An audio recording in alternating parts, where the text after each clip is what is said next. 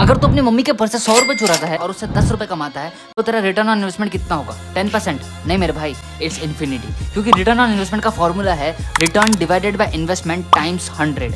तो जब तू 100 रुपए खुद के इन्वेस्ट करता है और उससे 10 रुपए कमाता है तो तेरा ROI होगा 10 divided by 100 times 100 which is 10%। लेकिन जब वो 100 रुपए तेरे नहीं तेरी मम्मी के होते हैं तो तेरा इन्वेस्टमेंट तो जीरो हो जाता है और तेरा ROI बनता है 10 divided by 0 times 100 which is infinity. Because anything divided by 0 is infinity. हालांकि ये एक हाइपोथेटिकल यानी बना बनाया एग्जाम्पल है, लेकिन तो इससे एक बहुत ही इंपॉर्टेंट बिजनेस कंसेप्ट सीख सकता है विच इज लेवरेजिंग, जो कि सारे बड़े बड़े बिजनेसमैन अप्लाई करते हैं।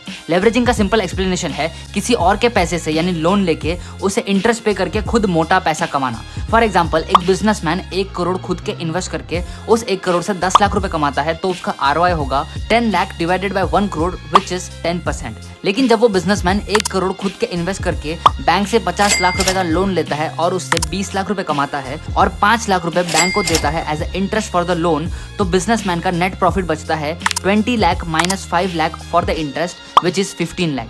एंड उसका खुद का इन्वेस्टमेंट अभी भी 1 करोड़ ही है तो उसका ROI होगा 15 lakh divided by 1 crore which is 15%। देखा, उस बिजनेसमैन ने दूसरों के पैसे से पैसा कमाया और खुद का ROI 10% से 15% कर दिया।